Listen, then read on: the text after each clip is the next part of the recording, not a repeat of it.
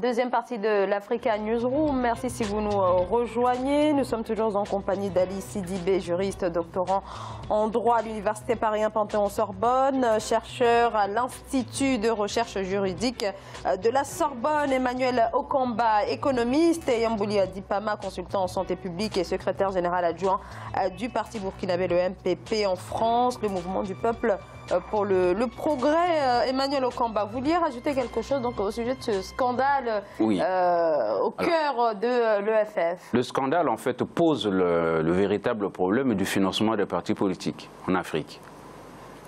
Car, en fait, bon, ceux qui sont au pouvoir, en général, puisent dans les sociétés de l'État. Bon, ça semble être un peu ce schéma qui se dessine. Le problème du financement, c'est que pour la plupart des pays africains, il n'y a pas de loi qui organise le financement des partis politiques. Donc, du coup, quand les échéances importantes comme ça arrivent, pour casser, éloigner ou rapprocher un adversaire, on essaie de voir dans le fonctionnement de son parti s'il n'y a pas d'accointance entre les entreprises d'État, ici c'est une banque, ça aurait pu être une entreprise pétrolière, ça aurait pu être une entreprise de mine quelconque.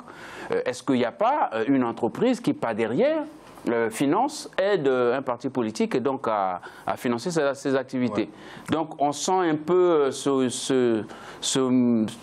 cette fumée sulfureuse qui se dégage en fait entre les affaires et la politique.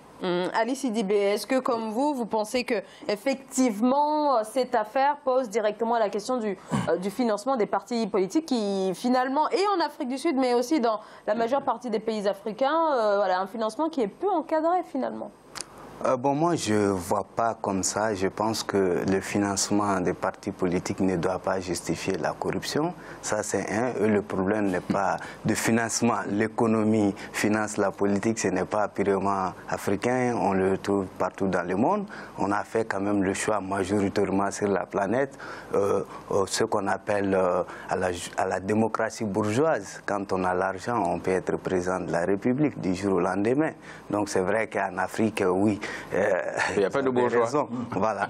Mais est-ce que ça pose ce problème-là? Moi, je ne pense pas. Effectivement, en Afrique, il y a quand même, contrairement à ce que vous dites, moi je pense qu'il y a pas mal de lois qui organisent le financement des partis politiques, les États qui interviennent pour financer les partis politiques, qui est puisé du budget national, effectivement pour éviter le financement par les entreprises de la politique, pour éviter, on le sait, avec toutes les conséquences. Mais cela n'empêche pas, cela ne doit pas nous pousser à dire que oui, parce que les entreprises sont là, les affaires sont là pour financer les politiques, que la corruption, elle est acceptée. Donc le vrai problème pour moi, c'est que on est à quelques mois des échanges électoraux, avril-mai 2019, je pense.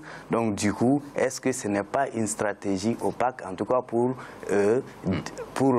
comment on appelle, mettre les bâtons là-haut de l'adversaire. Une stratégie mise en place par l'ANC, c'est bien ça? Voilà, pour moi, c'est purement politique ici, c'est purement politique et stratégique. Personne ne peut légitimer la corruption. La corruption, c'est que c'est un mal extrêmement grave, surtout pour les jeunes démocraties. L'Afrique du Sud vient quand même de loin. Donc c'est un État qui est encore en construction et qui donne les gages d'une prospérité assez importante. C'est quand même l'un des pays, pour ne pas dire le principal pays, qui tire l'Afrique sur le plan économique vers le haut. Bon, donc on a besoin que dans un pays comme ça, qu'il ait le maximum de transparence, y compris dans la gouvernance politique.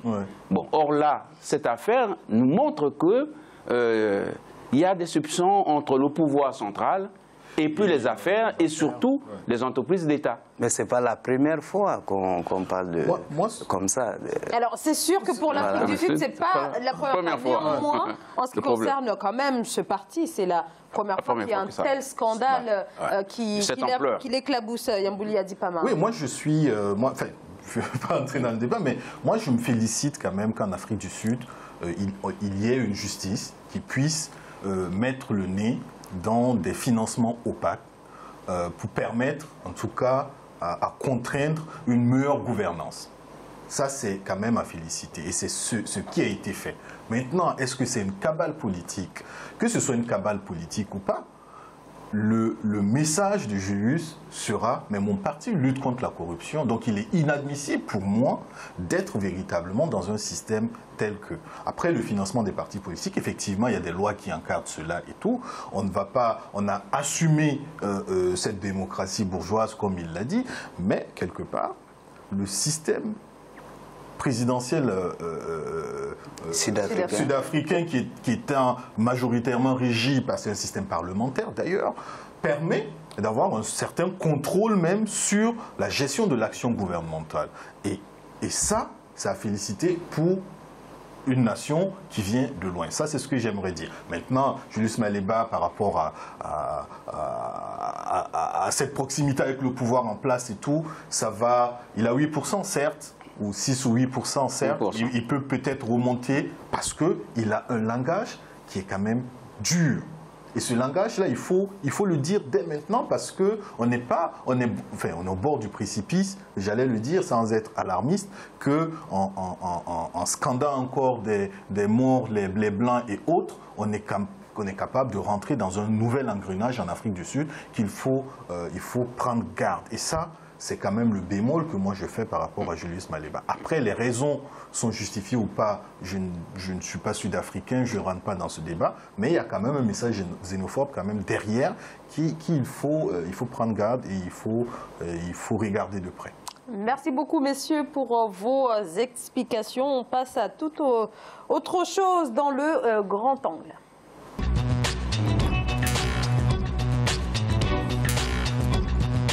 Terrorisme. L'Afrique de l'Ouest face à Boko Haram, la région, une véritable poudrière en raison des incursions du groupe terroriste originaire du Nigeria. La région, notamment le Burkina Faso, souhaite accentuer la collaboration avec les États voisins, le Niger, le Togo, mais aussi le Bénin pour contrer la menace qui se situe surtout dans la bande frontalière est du Burkina Faso, qui est aujourd'hui un véritable sanctuaire pour les terroristes. Voyez ce reportage de Jean-Paul Ouedraogo. Ouagadougou, au Burkina Faso, une rencontre de concertation tenue le mardi 16 octobre 2018 entre les ministres des Affaires étrangères, de la Défense et de la Sécurité du Burkina Faso, du Bénin, du Niger et du Togo s'est achevée par l'adoption d'une déclaration conjointe. Une déclaration qui annonce de belles perspectives pour lutter contre le terrorisme à travers une série d'actions stratégiques. Les conséquences de ces attaques récurrentes constituent une menace sérieuse contre nos efforts d'intégration et de libre circulation des personnes et des biens. En effet, elles créent non seulement une forte psychose et la limitation de la mobilité des populations, mais surtout ralentissent les activités socio-économiques de nos États respectifs. En effet, après les zones du nord du Burkina, les attaques ces derniers mois se sont progressivement étendues à l'est du pays, notamment dans la Komandjari, la zone du parc d'Arli et aux frontières avec le Bénin, le Niger et le Togo. Conscients des proportions que prend la menace, les participants ont formulé le vœu que ce cadre soit permanent. Il y va de l'intérêt pour notre espace commun d'asseoir durablement une stratégie de lutte contre le terrorisme à côté de la force du G5 Sahel. La présente rencontre témoigne de la volonté et de la détermination de nos chefs d'État d'agir ensemble comme partout ailleurs où le terrorisme a pu être maîtrisé, voire éliminé. Depuis 2015, des attaques avec aussi l'utilisation récemment d'engins explosifs improvisés ont fait 243 morts civils et militaires. Pour le ministre Alpha Bari, il est impératif que nos États se mutualisent pour des solutions opérationnelles à mener sur le terrain. Alors, les initiatives visant à mieux coordonner finalement les forces dans la lutte contre le terrorisme se sont véritablement multipliées ces derniers mois. La dernière est axée sur la coopération militaire et au niveau aussi du renseignement. Un accord a été signé à ce niveau-là par le Niger, le Tchad, le Soudan, mais aussi la Libye. Est-ce que Yamboulia Dipama, la multiplicité des cadres de partenariat ne nuit pas finalement à la lutte menée, parce que voilà, on a, comme je l'ai dit, plusieurs cadres. Est-ce que cela ne nuit pas finalement à la lutte menée contre le terrorisme et l'insécurité de manière générale? Moi, ce qui est marquant dans la lutte, en tout cas contre le terrorisme dans cette bande sahélo-sahélienne, c'est qu'il y a une multitude d'intérêts militaires et diplomatiques qui sont en jeu. Il y a aussi cet aspect qui est que les nations qui sont le plus touchées sont quand même des États qui sont très faibles, avec un financement très faible. Donc est-ce qu'aujourd'hui, cette multitude d'initiatives, c'est véritablement la volonté, c'est d'arriver à enrayer cette menace djihadiste? Après, est-ce qu'elle est djihadiste ou pas? Parce qu'il y a des évolutions aussi qu'il faut tenir compte, notamment dans le cas particulier du Burkina Faso, avec des groupuscules, avec des attaques ou des engins explosifs qui ne sont pas revendiqués, mais qui ont une certaine velléité de... Donc il faut tenir compte de tous ces aspects-là. Non, moi je ne crois pas que ça réduit l'efficacité. Par contre, ça pose quand même un problème qu'il faut, ou des questions auxquelles il faut répondre. C'est d'abord le financement, l'opérationnalité de ces forces-là, s'il y en a, et comment aujourd'hui travailler à avoir des initiatives politiques entre les pays déjà, parce que souvent les actions politiques sont peut-être divergentes selon le moment et le président en place. Donc il faudrait tenir compte de cette collaboration politique et enfin la collaboration diplomatique qui ne dit pas son nom, puisque des intérêts extérieurs sont en jeu, notamment on va prendre Barkhane, Serval, on va prendre la présence de forces militaires américaines dont on ne connaît pas le nombre exact, les Allemands qui sont aujourd'hui dans une dynamique de protéger certains intérêts. Donc il faut véritablement, moi je crois qu'il faut véritablement prendre la mesure de se poser et puis peut-être de ne pas trop communiquer sur ces choses, puisque ça donne aussi, des signaux à ces gens-là, puisqu'on ne les connaît pas véritablement. Ce sont des gens invisibles, ce sont des terroristes. Les groupuscules sont multiples dans cette zone-là. Ceci dit, on a quand même une meilleure cartographie aujourd'hui. Aujourd'hui, on a une supposée bonne cartographie, certes, mais il y a des poches que l'on ne maîtrise pas. Et ces poches-là, il faudrait travailler avec une collaboration de la population. Et ça, c'est quand même très important. Ali Sidibé, est-ce qu'une stratégie africaine ne serait pas bien meilleure que cette multiplicité des partenariats qui finalement, en tout cas selon les différents rapports qui sont établis, ne donnent pas grand-chose sur le terrain? Moi, je pense que oui. Parce que depuis quand même des années 60, depuis la création de l'OIA, on est en train de dire aux Africains de s'unir et pour faire face aux enjeux du développement. Aujourd'hui, on a d'autres enjeux, qui est l'enjeu sécuritaire. Aucun pays africain n'est capable de se sécuriser. Aucun pays.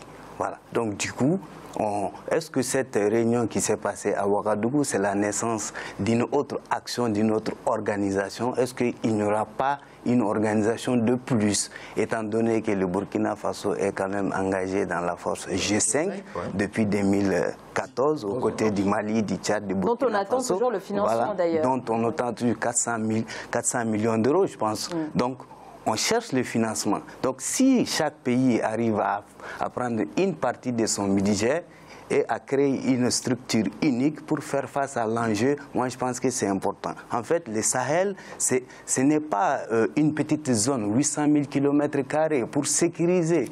C'est assez important.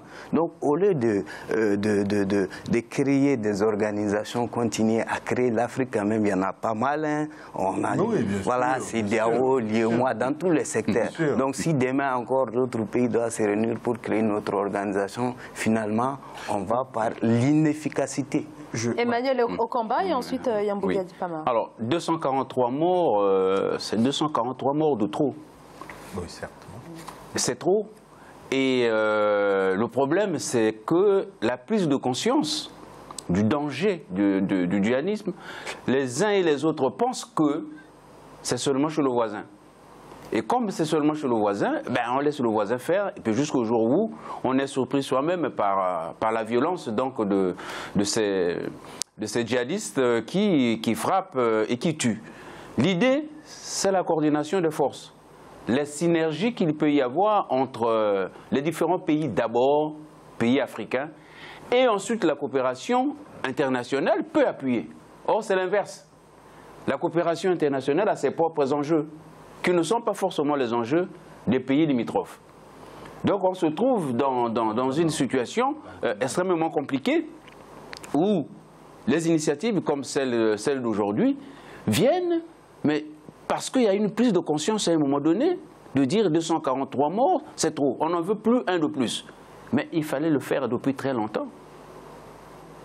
Pourquoi le faire maintenant aujourd'hui? Pourquoi réagir au lieu d'agir? Et c'est toute la problématique de la gouvernance en Afrique. On n'anticipe pas les choses, on réagit quand le danger est déjà là, c'est trop tard. Alors, est-ce qu'il, oui ou non, il y a un problème d'anticipation? Je vous poserai la question, Yambouli Adipama, puisque vous êtes justement le secrétaire général adjoint du parti burkinabé, le MPP, en France. On continue d'en parler juste après cette courte pause.